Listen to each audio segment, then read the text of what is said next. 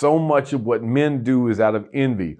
Instead of tearing the guy down next to me in order to make myself look better, instead of trying to be the man because I see that you have this car or you have this lifestyle or you have this woman or whatever the case is, instead of being envious, I should be Galatians 5:26. Let us not become conceited, provoking one another, envying each other.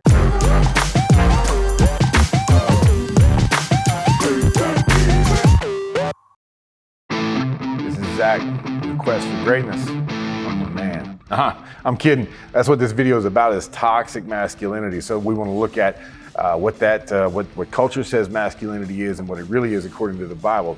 Again, this is Quest for Greatness. For those of you who are new to the channel, to remind those of you who've been here before, it's just about sharing truth. It's about being on this quest to please God, to be great in His eyes, and doing that by sharing my ability to teach, my life with you, the ups and downs of that, and also dispelling some of the myths that come along with Christianity that some of us believe and have held on to, and challenging us to be better and grow even in our knowledge. I found the cure for toxic masculinity. I found actually the symptoms and the cure all in one place. 1 Corinthians chapter 13 in verses 4 through 6. I sound like I'm really happy about it, but the point is, I was looking through and trying to do a lesson on this and thinking about where I could go to talk about what it means to be a man. You could look at Jesus and say, well, Jesus was all these things, and I don't know of anybody that thinks that Jesus wasn't manly.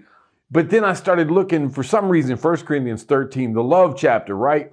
And I saw the verses 4 through 6. And so there's 10 things there, and I'm not going to cover 10 right now, but 3. Let's just go over 3 things, 3 symptoms and cures for toxic masculinity, since that seems to be a big topic. So if you go there in 1 Corinthians 13, verse 4, it says, love is patient and kind. Love does not envy or boast. Or if you're in the King James, charity.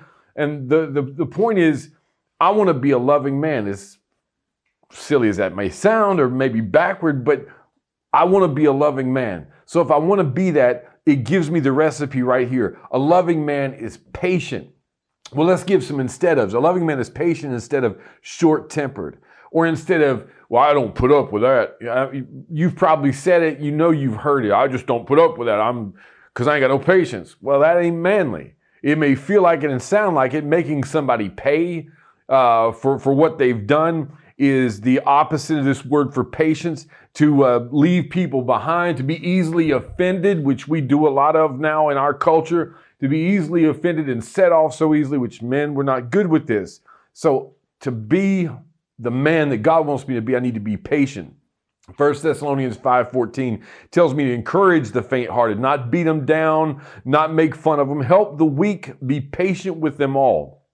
In Ephesians 4 and verse 2, it tells me to bear with each other, it tells us to bear with each other in love, to endure each other, not get fed up with each other so quickly. Also, by the way, Matthew chapter 5 and the first few verses there, I don't know, maybe first 11 verses is the Beatitudes, right? So in that you find some of these same qualities, like verse 9, blessed are the peacemakers, for they shall be sons of God. Not blessed are the tough, blessed are the ones who make people pay, blessed are the ones who destroy somebody else. Because that sounds manly. No, blessed are the peacemakers, those who are patient. Second is a loving man is kind. All right, instead of the following, instead of harsh and hardened, which men usually are. We don't want to show our softer side, which is silly. Instead of making fun of people, making fun of those who seem weak and so forth, running over people to establish ourselves, instead of being intimidating, be kind. Well, defined here is to be pleasant. At the root of the word kindness, Ephesians 4:32, be kind to one another, tender-hearted and forgiving. And 1 Peter chapter 3, verses 8 and 9 talk about this kind heart. Third, and quickly, a loving man is not envious. So much of what men do is out of envy. Instead of tearing the guy down next to me in order to make myself look better, instead of trying to be the man because I see that you have this car or you have this lifestyle or you have this woman or whatever the case is, instead of being envious, I should be Galatians 5:26. Let us not become conceited, provoking one another, envying each other. See, thinking too much of myself and provoking other people by trying to compete with them. James chapter 3 and verses 14 through 16. This is not wisdom that comes down from above, but is earthly, unspiritual, demonic. Where jealousy and selfish ambition exist, there will be disorder and every vile practice. So a loving man is patient. A loving man is kind. A loving man is not envious. There's more to come. Stay tuned. All right, quick question about manliness. What is it we get wrong as a society? This is your time to comment, get involved with the video, and respond. What is it that you would like to see me address? Because there's a part 2 of this. So comment below, what about our culture gets manliness and manhood all wrong? And I spent my whole life, people from high school can tell you how fake I was. People from Bible camp and church and other places can tell you how fake I was, because I was trying to live up to, I don't know, this concept of manliness. I was always skinny, and we didn't have a whole lot of money, so I, as soon as I could get some money and dress the part and try to look like the man, or lift weights and build up some muscle and try to be the man. So I was always, as we used to say, fronting. And that's part of this idea of what makes a man. Does he have a lot of money? Does he look like this? Does he have this sort of status and so forth?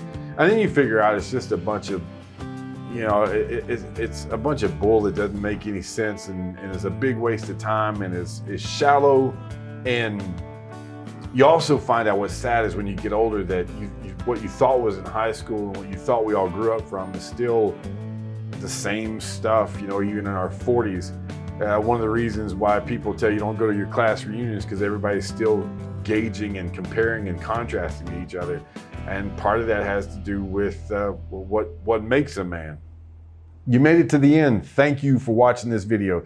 Do what took me forever to remember to do, and hit that like button beneath, especially if this video helped you out. Share this with other people so that they can benefit from it as well. And if you want to keep up with what's going on here at Quest for Greatness, hit the subscribe button and the notification bell. That'll let you know when new videos are released. And I really hope this helps you. See you next time.